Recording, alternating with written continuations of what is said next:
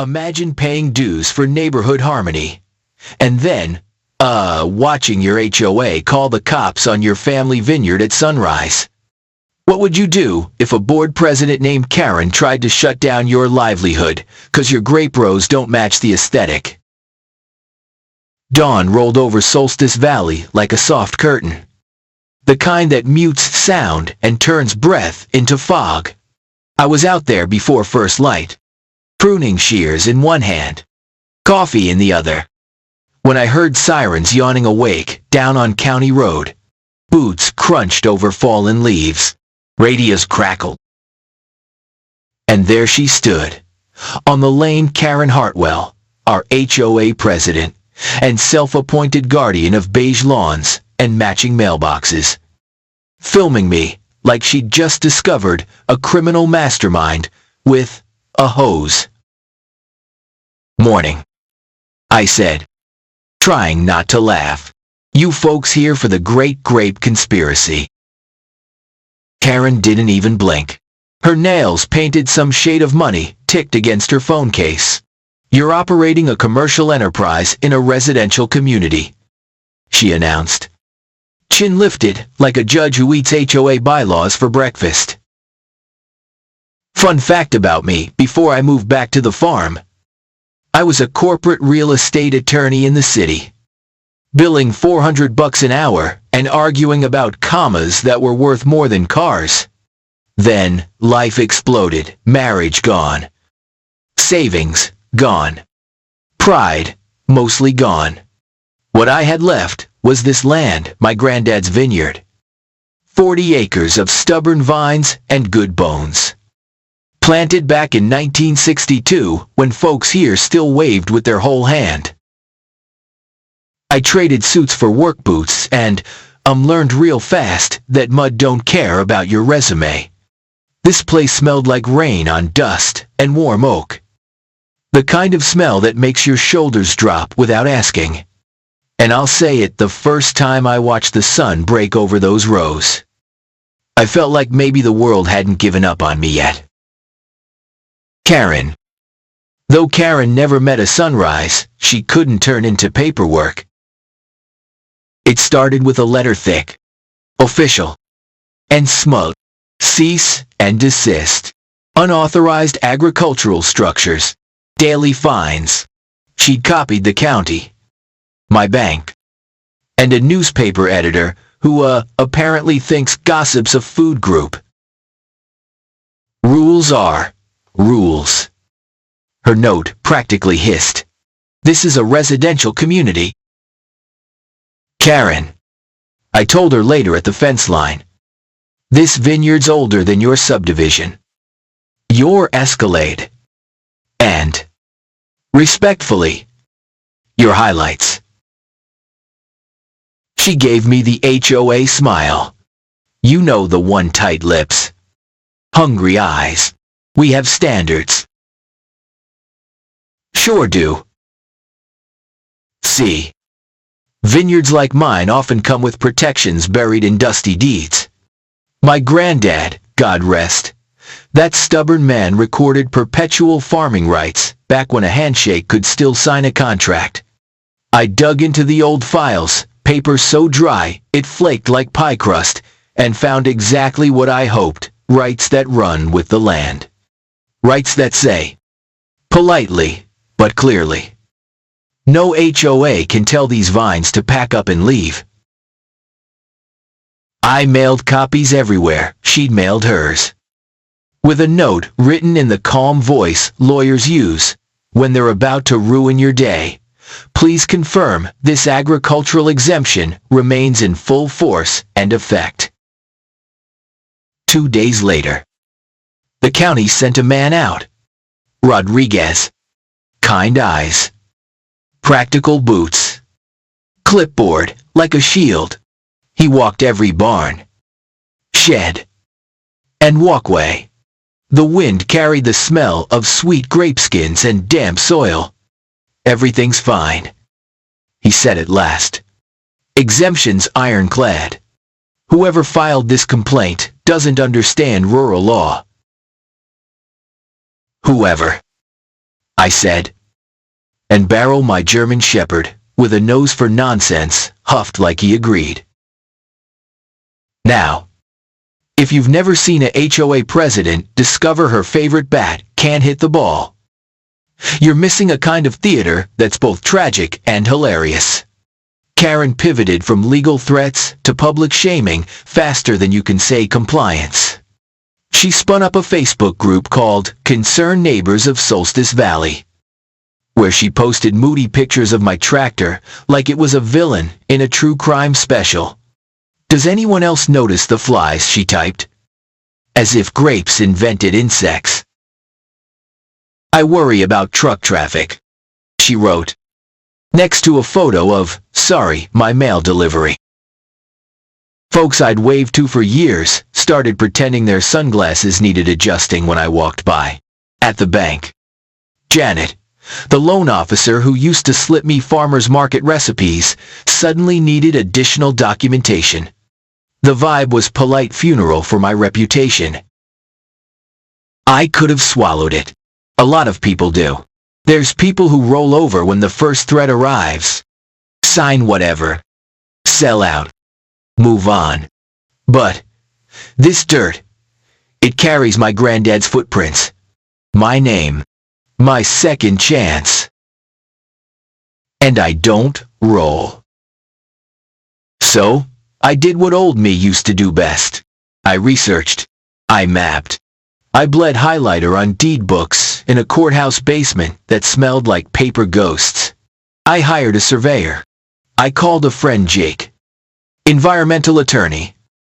Voice like gravel, and humor like good whiskey. Buddy, he said. Sounds like somebody poked a sleeping bear. The survey came back like a drum roll. Turns out my property line jogs east a bit.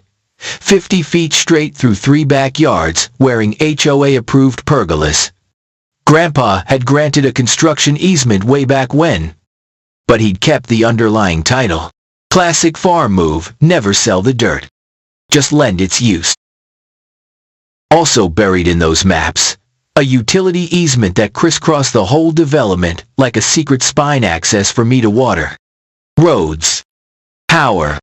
Which meant no one gets to choke the vineyard by blocking its arteries. Karen called an emergency board meeting to discuss community beautification standards. I showed up in clean boots and a shirt that didn't smell like vines. Just to be neighborly. The community center reeked of industrial carpet cleaner and that generic coffee all towns buy in 50-pound bags. Karen ran a slideshow about maintaining character and protecting value in a voice polished like a sales brochure. Then, Mrs. Patterson, a retired teacher who once taught 3 generations times tables, stood up. This vineyard was here before your master-planned whatever, she said. Some of us moved here because of it. A ripple of claps. Karen's smile cracked. Just a hair. And that's when I saw him, a man in a suit, beside Karen. Briefcase smooth as a threat. He looked at me like a contractor looks at a wall he already decided to knock down. I looked back, like a wall made of granite. When legal bullying didn't work, Karen tried a different flavor, death by rumor. Fake reviews popped up online. The wine tastes like vinegar. Cute. The bride's family got sick. Cruel. Someone yay. Wonder who called my wedding clients and whispered that safety concerns could shut events down. 3 couples canceled. And I sat on the porch that night, with Barrel at my feet, watching the stars pry open the sky. And I let myself be angry. Then, I let the anger do push-ups. Jake filed for a restraining order against further harassment of agricultural operations. 18 pages that said, in legal poetry, back off. We put cameras out, logged calls. We documented every anonymous tip like librarians for nonsense. Meanwhile, I kept digging. And sorry not to sound dramatic, but I hit something that felt like a fault line. In a misfiled folder narrower than a wrist, I found words stamped with a year that mattered: 1987. Historic Agricultural District. Our Valley. Protections with teeth. Any new development within 2 miles of designated vineyards requires state environmental impact studies. Not suggestions, requirements. I cross-checked, line by line, against permits for Solstice Heights, Karen's Kingdom. Guess how many environmental studies I found? 0.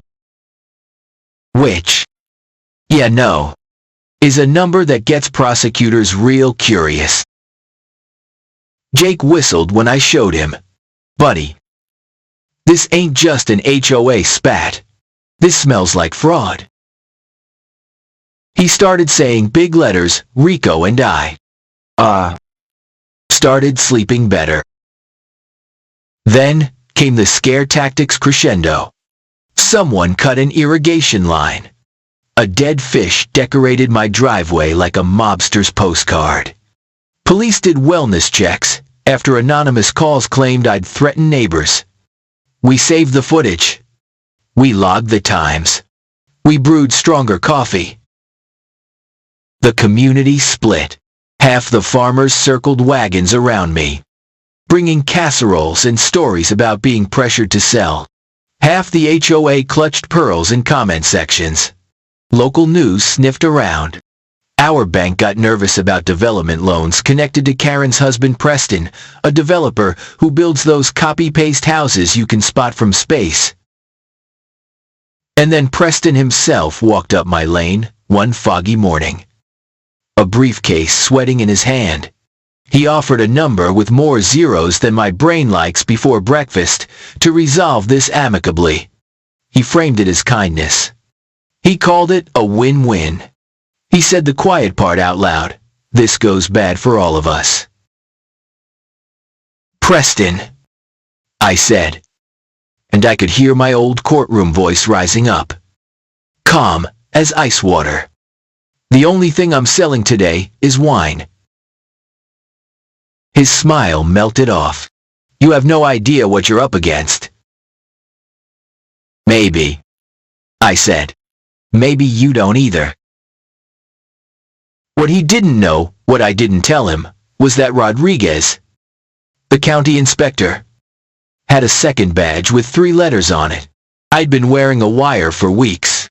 Every threat, every oh-so-helpful settlement, every brag got saved. Technology is wild. Man. We built a team. Jake handled strategy with a grin that scared me a little. Dr. Sarah Bennett, a soil scientist from the state university, showed up with binders thick as tractor manuals and a brain like a scalpel. Father Miguel, a community organizer with a pastor's patience, rallied farm families who'd been pushed to the edges. We turned my barn into a war room, whiteboards on hay bales, maps nailed to posts, late-night coffee that could strip paint. Sarah pulled water samples and laid out erosion maps like crime scene photos. What they graded, what they paved, what they piped. She tapped a legend with a pencil. It's not just sloppy, it's damaging. Miguel started Sunday potlucks that somehow felt like town halls and family reunions at once. People stood, one by one, and said the thing they'd been swallowing for years.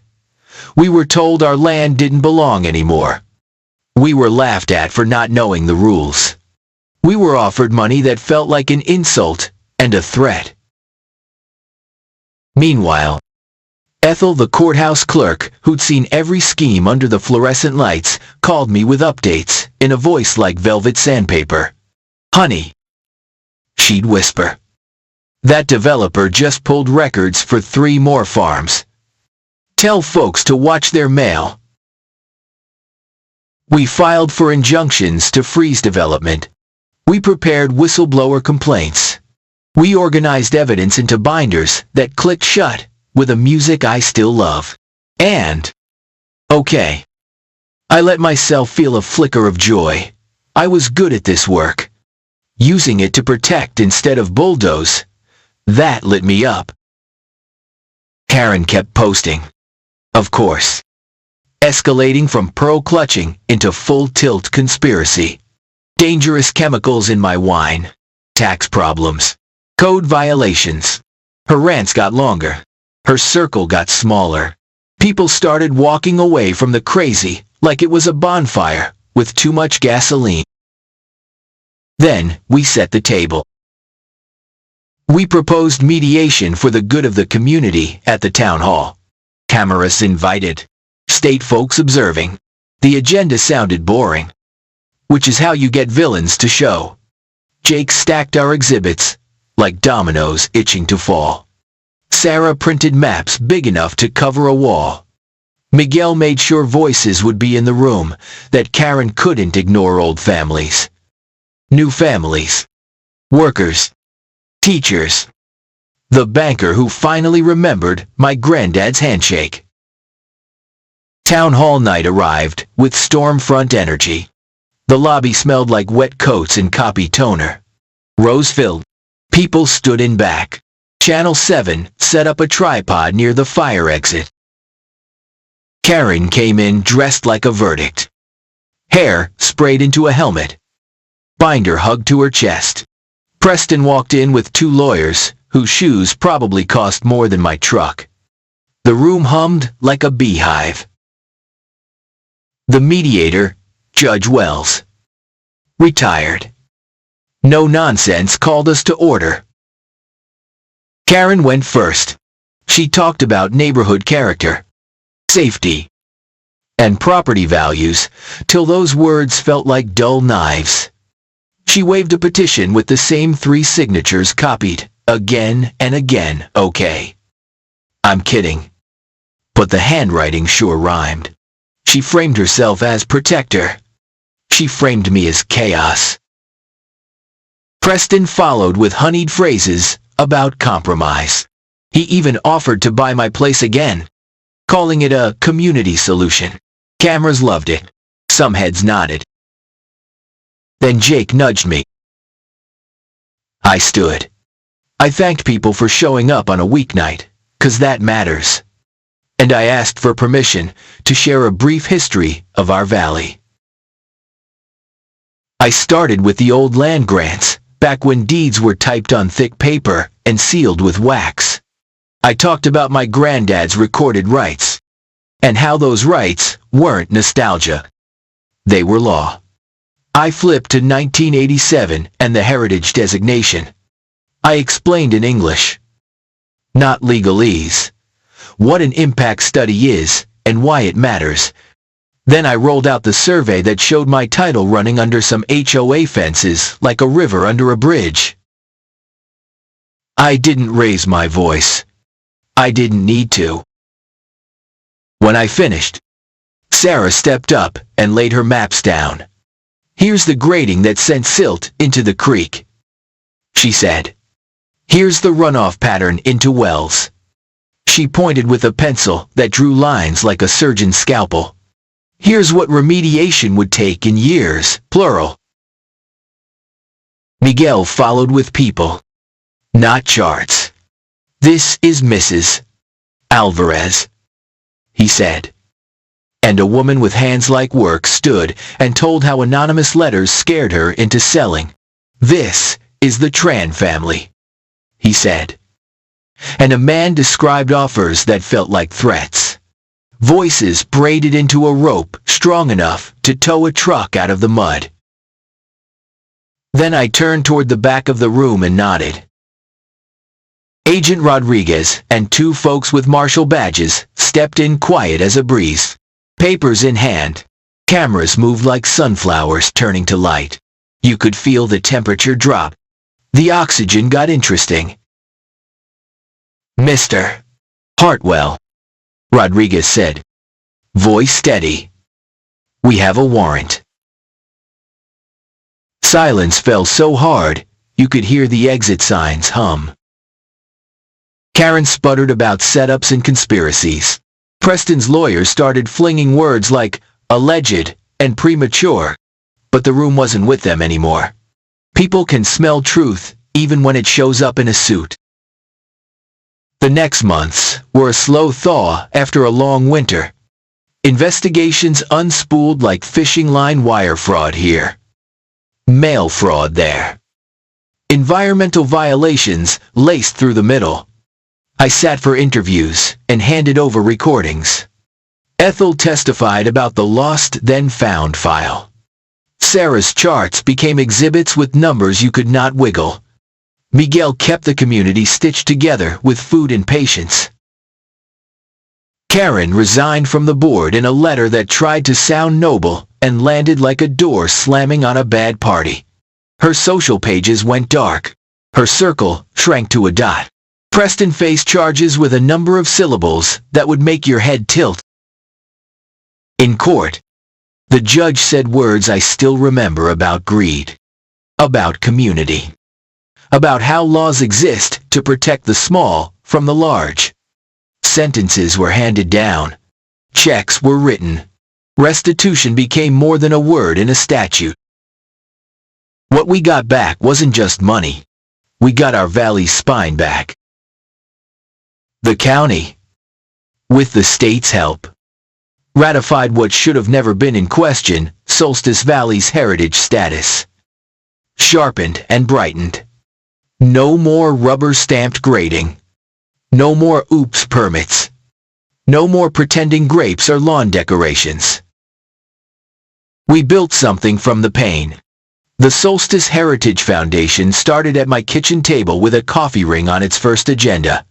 Scholarships for kids who want to study ag science. Free soil testing for small farms. A program that brings third graders to taste a grape off the vine and learn what terroir means. In plain talk, the land is alive. And it remembers. Business. It bloomed like a good season. Tourists showed up with cameras and curiosity. Weddings booked out. We launched a label called Justice Yeah. A little on the nose, and it sold out faster than we could bottle it. Barrel gained a partner. A rescue mutt named Lucky, who sleeps in the sun and barks at clipboards. And me. Found a life bigger than paperwork. Sarah moved into the farmhouse with boxes of books and a laugh that sounds like wind chimes. Turns out a lawyer and a soil scientist can argue about drainage patterns and still hold hands on the porch. There's hope for all of us. People started writing from other towns. Our HOA says our backyard tomatoes violate the landscape palette. A developer keeps offering cash and calling it kindness. We got a letter that feels like a threat. We shared what we'd learned. Document everything. Not 'cause you're paranoid, 'cause you're smart. Read your deed like a family Bible. Rights hide in dusty corners. Find your Ethel. There's a clerk somewhere who remembers where the bodies files are buried. Don't let shame isolate you. Bullies love silence. Communities crush it. We hosted monthly barn nights. Folks drove in from 3 counties. Then 5. A man from Oregon showed up with a box of pears and a folder full of questions. A couple from Texas brought brisket and a story about a board that tried to fine them for leaving boots on a porch. We laughed. We cried a little. And we built a network that makes cowboys out of bureaucrats. Karen faded like a bad trend. Last I heard, she moved 2 towns over and sells policies in an office with frosted glass. I wish her a gentler life. I mean that. But I keep a note taped by the coffee maker. Never underestimate a person who thinks power is the same thing as purpose. Preston's old McMansions. Some came down. Some got repaired under the eye of inspectors who suddenly found their backbone. A strip of land became a wildlife corridor again.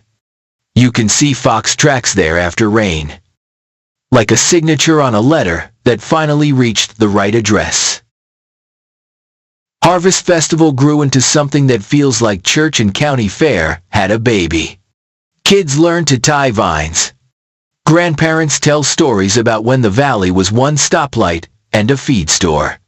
The band plays old rock and roll. And the sky, man, the sky looks like it forgave us. So, what would you do if your HOA sent cops at sunrise to shut your life down? If a Karen filmed your dawn like a trophy hunt? If a developer smiled while unscrewing the floor under your feet? Here's what I did, and what I hope you do: breathe. Document. Learn. Gather your people. And fight fair, but fight hard. Use the laws they thought you wouldn't understand. Use the neighbors they thought you'd lost. Use the sun that keeps rising over your own row, reminding you that stubborn can be holy when it protects what's right. If you're living a version of this, if there's a letter on your counter right now with words like violation and fine, you're not alone. Drop your story below. Tell us where you're watching from.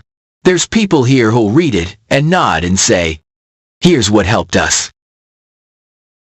And if you're one of the good board members, the ones who volunteer, 'cause you care about streetlights and block parties and folks getting along, hey, we see you. Help rein in the Karens. Help your community choose people over paint swatches. Help your rules remember their place. Me, I'm gonna finish this cup. Walk the rows with Barrel and Lucky nipping at shadows. And check the nets before the starlings get ideas. Then I'm gonna sit on the porch with Sarah while the evening lifts the heat out of the day. And I'm gonna toast my granddad, who wrote down rights in ink thick as courage. I'm gonna toast the neighbors who stood up when it mattered. I'm gonna toast even the people who came at me swinging. Because Lord knows they taught me how much fight was left in me. To every vineyard, garden, porch tomato, and backyard dream someone tried to find out of existence, don't you dare give up. Your land remembers. Your rights are real. Your community is bigger than the loudest voice in a Facebook group. What would you do here? Anyone else had a HOA do this to you?